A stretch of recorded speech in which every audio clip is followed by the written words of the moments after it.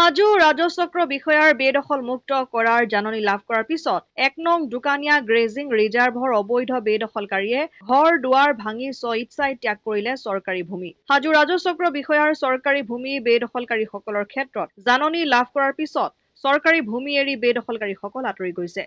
উক্ত ভূমি বেদখল মুক্ত কৰাৰ বাবে হাজো ৰাজচক্ৰ বিষয়াগৰাকীয়ে দুদিন পূৰ্বে চৰকাৰী জাননী জাৰি কৰিছিল। হাজো ৰাজচক্ৰ বিষয়াৰ বেদখল মুক্ত কৰাৰ জাননী পোৱাৰ লগে লগে ১ নং দোকানীয়া গ্ৰেজিং ৰিজাৰ্ভ বেদখলকাৰীৰ লোকসকলৰ মাজত হাহাকাৰ।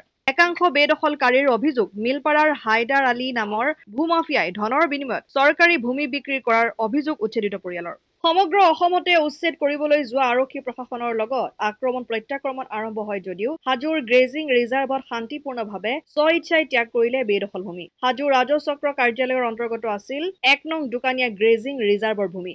হাজো ৰাজচক্ৰ বিষয়াগৰাকীয়ে জাৰি কৰা জাননী লাভ কৰাৰ পিছত অবৈধভাৱে বসতি কৰি অহা শ শ পৰিয়াল এতিয়া ঘৰ ভাঙি অন্য ঠাইলৈ স্থানান্তৰিত হোৱা পৰিলক্ষিত হৈছে। জাননী পোৱাৰ পিছতে বেদখলকাৰীসকলে নিজাকৈ ৰিজাৰ্ভৰ ভূমি খালী কৰি দিয়া বুলি অৱগত কৰিছে। হাজোৰ পৰা কমলাকান্ত দাসৰ ৰিপৰ্ট, অসম আদিত্য।